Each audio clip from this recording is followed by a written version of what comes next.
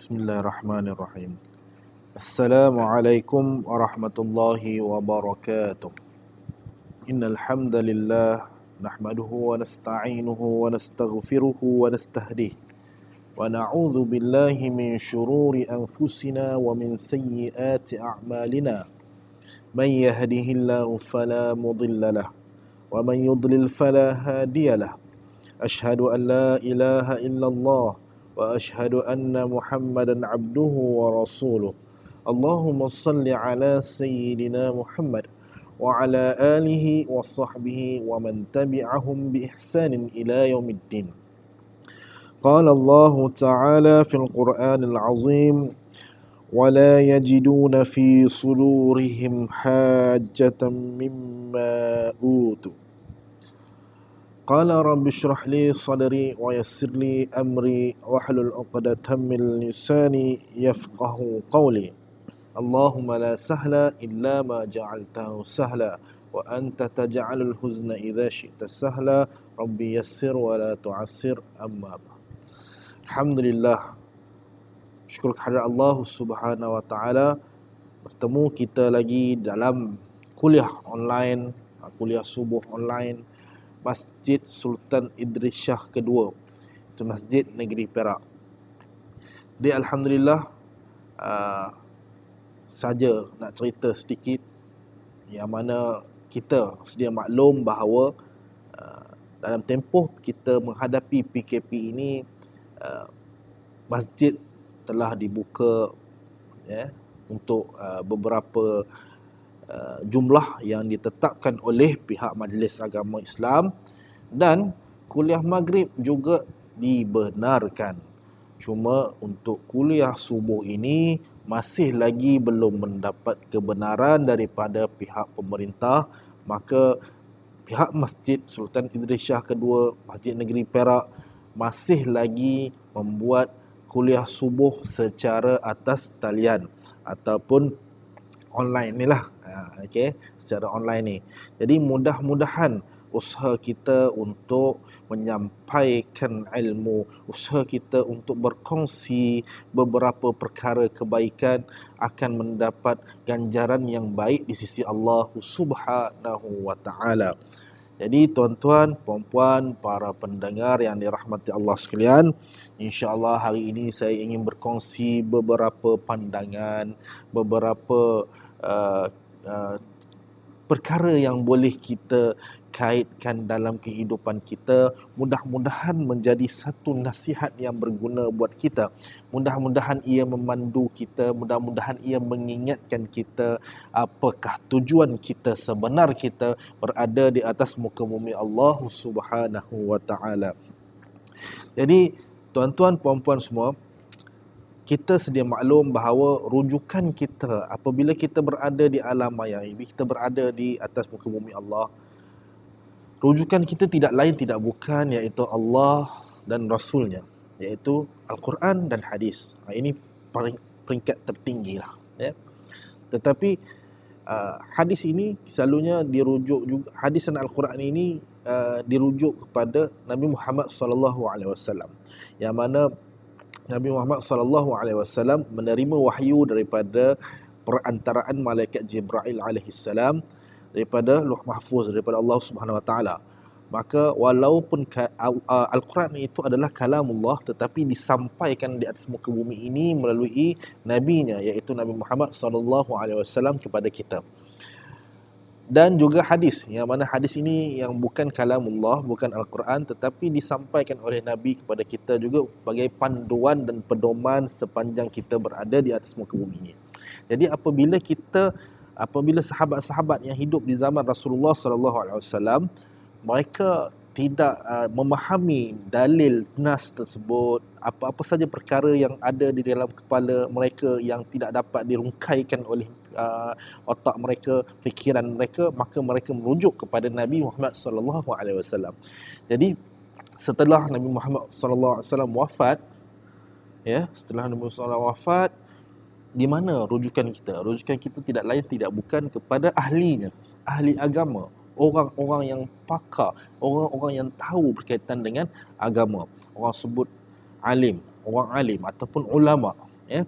Jadi ulama ataupun ustaz-ustaz, pakar-pakar agama ini adalah rujukan tentang perkara-perkara berkaitan dengan agama pada masa kini. Jadi sebenarnya kalau kita melihat kepada situasi yang berada sekarang ni di Malaysia, di luar negara, sebenarnya dah cukup ramai orang-orang yang pakar tentang agama.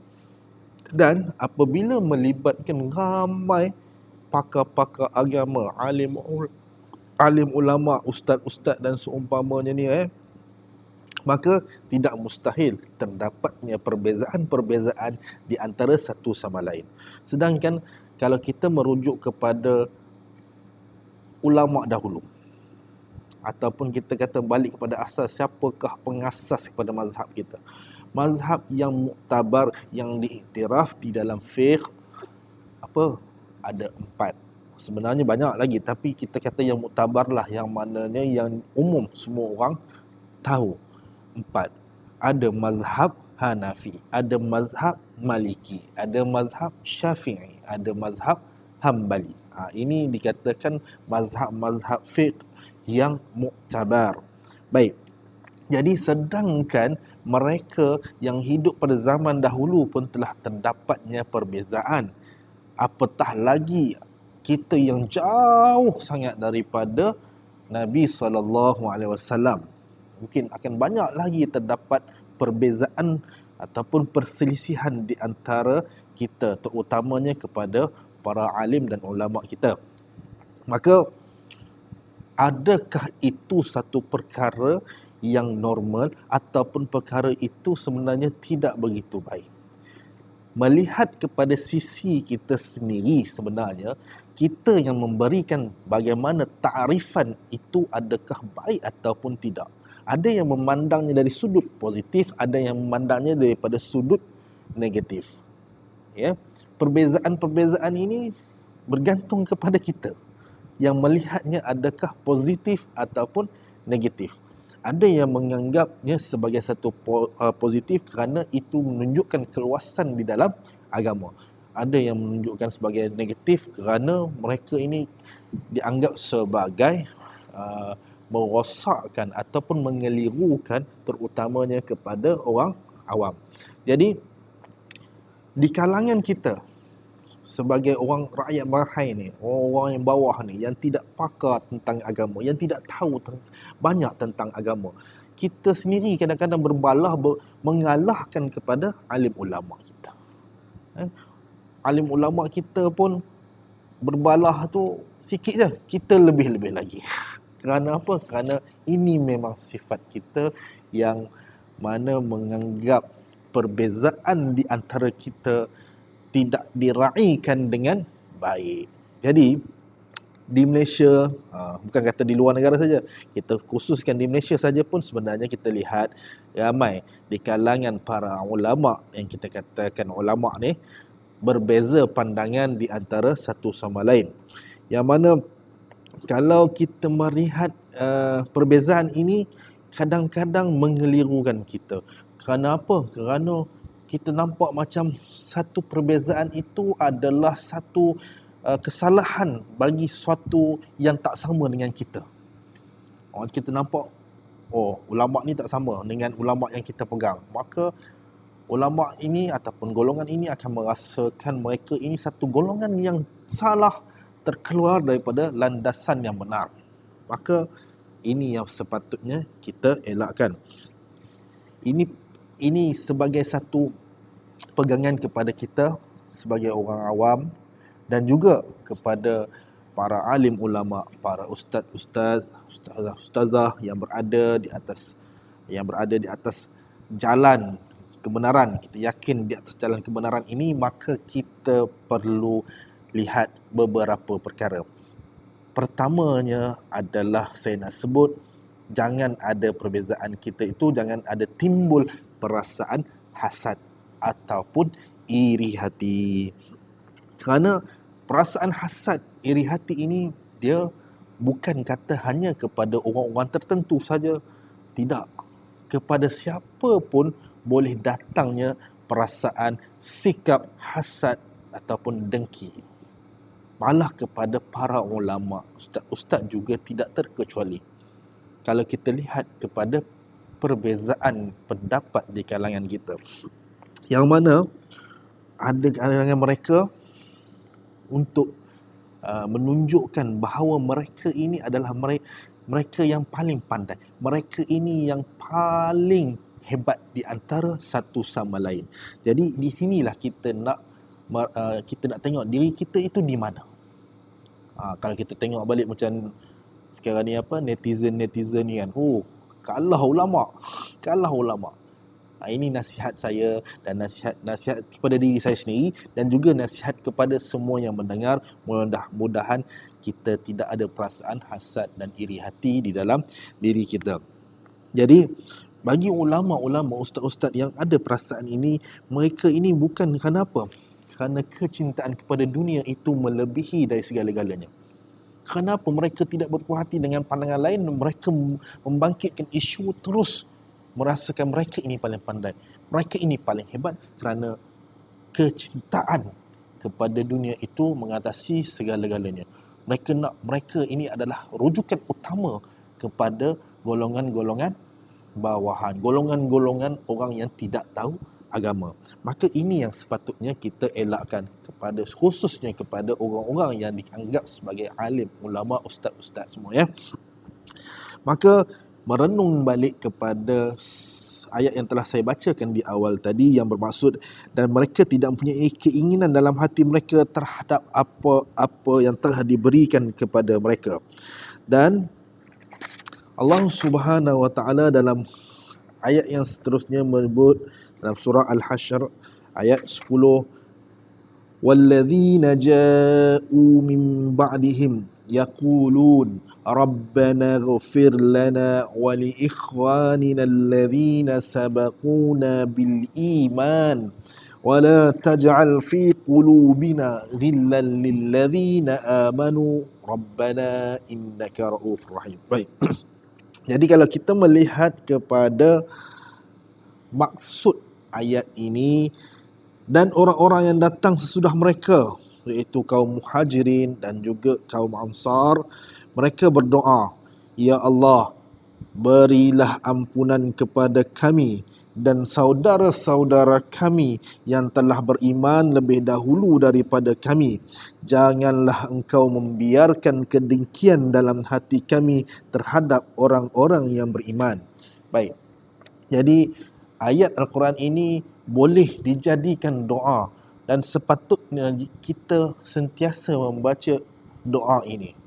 Kalau kita tengok ke sini, maksudnya kata apa? Ya Allah, berilah ampun kepada kami dan juga saudara-saudara kami yang telah beriman terlebih dahulu daripada kami. Janganlah engkau membiarkan kedengkian dalam hati kami terhadap orang-orang yang beriman.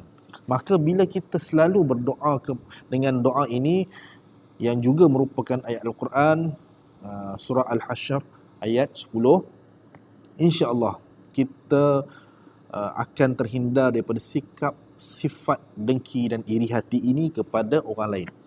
Ya. Malah diceritakan daripada Abu Darda radhiyallahu anhu, seorang sahabat Nabi sallallahu alaihi wasallam selalu berdoa setiap malamnya untuk sekelompok orang dan saudara-saudaranya yang beriman. Cuma tak diberitahu siapa sahabat Nabi itu.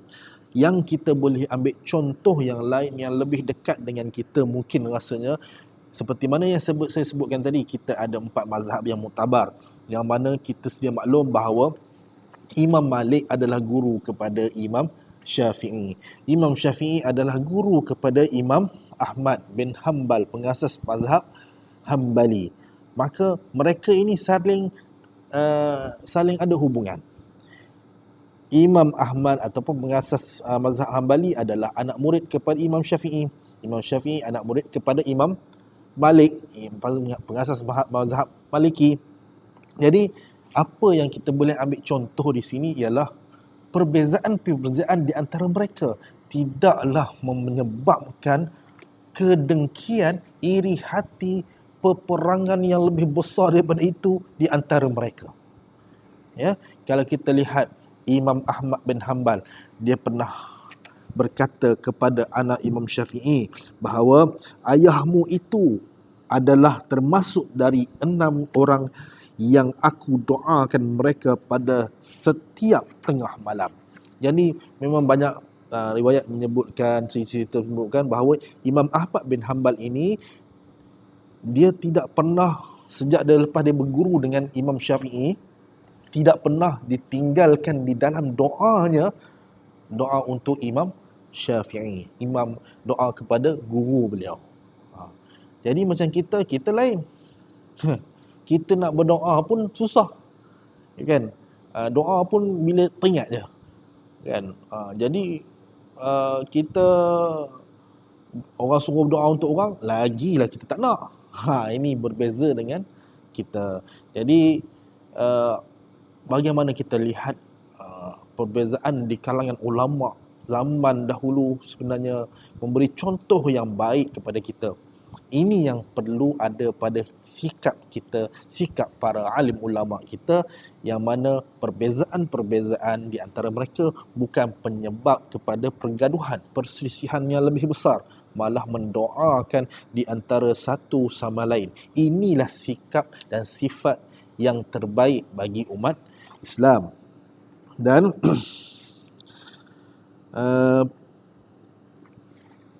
memang walaupun wujud perbezaan di antara ulama-ulama dunia, orang kata ulama-ulama dunia lah, dan juga ulama-ulama akhirat, maka kita boleh tengok ulama dunia ini selalu mengejar kedudukan, status sosial, suka mengumpulkan harta, gemar dipuji. Ini semua contoh-contoh kepada ulama yang sukakan kepada dunia, ulama dunia lah. Sedangkan kalau kita lihat kepada ulama akhirat, jauh sekali untuk memiliki impian seumpama tu. Bahkan mereka akan merasa takut dengan hal-hal seperti itu, merasa sedih, rasa kasihan kepada orang alim yang mendapat ujian dengan kedudukan sosial, harta yang banyak dan pujian yang ditujukan kepadanya. Kalau kita ni berbeza pendapat, kita berlawan, berdebat, bermuzakarah, kalau tujuan kita untuk kita memenangkan kita, untuk kita dipuji oleh Allah, oleh masyarakat, semua ni Allah tak pandang. Ini yang kita takut ada dalam diri kita. Mudah-mudahan kita tidak tergolong dalam golongan ini. Dan ada satu cerita yang saya nak kongsikan, iaitu Imam An-Nakai, yang mana kerana terlalu tawaduk, beliau tidak mahu menyandarkan tubuhnya ke dinding pada saat beliau berada di suatu majlis ilmu. Alqamah juga pernah berkata, aku tidak menyukai orang yang berjalan di belakangku, kerana nanti ada orang yang berkata, lihatlah itu Alqamah.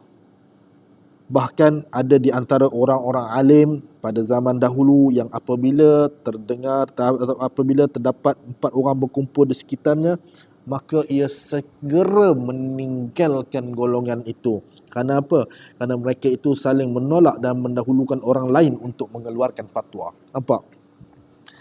Ulama dahulu bila kumpul ramai-ramai, dia orang elak diri. Sebab apa? Sebab dia orang tak nak mahu, nampak tu orang tu hebat, orang ni hebat, maka minta pendapat dia, minta pandangan dia.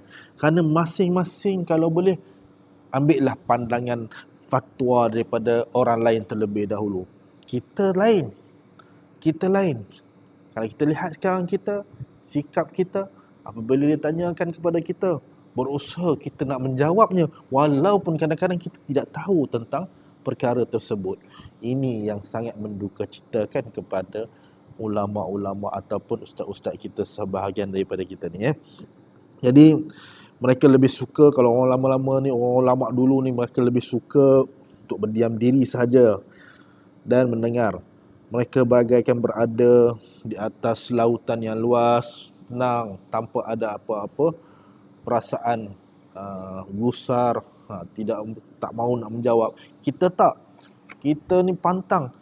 Kita dengar saja pandangan orang ni lain, kita mula dah rasa panas buntut, kita dah rasa tak sedap nak duduk. Kerana apa? Kerana kita rasa kita perlu menjawab kerana pandangan orang itu tidak selari dengan kita. Jadi, tuan-tuan, puan-puan, para pendengar yang dirahmati Allah sekalian, seperti mana saya sebutkan di awal tadi, bahawa peringatan ini peringatan untuk saya dan juga kepada orang ramai yang mendengar, insya-Allah. Mudah-mudahan kita tidak termasuk dalam golongan ini. Kalau kita golongan yang alim, kita golongan yang berilmu, kita golongan yang dikatakan ustaz, lebih-lebih lagi lah kita sepatutnya meninggalkan perasaan-perasaan ataupun sikap-sikap yang tak sepatutnya berada di dalam diri, khususnya kepada seorang Muslim. Jadi, betulkan niat kita, perbaiki amalan kita, banyakkan berdoa seperti mana yang telah disebutkan tadi, supaya kita sedar diri kita bahawa kita tidak lain, kita ni hanya adalah utusan yang Allah berikan kepada sedikit ilmu kepada kita untuk menyampaikan kepada orang lain. Bukanlah kerana kita rasa dengan sedikitnya ilmu kita yang kita dapat tu kita dah rasa besar dan kita rasa kita alim yang paling hebat di dalam dunia kita.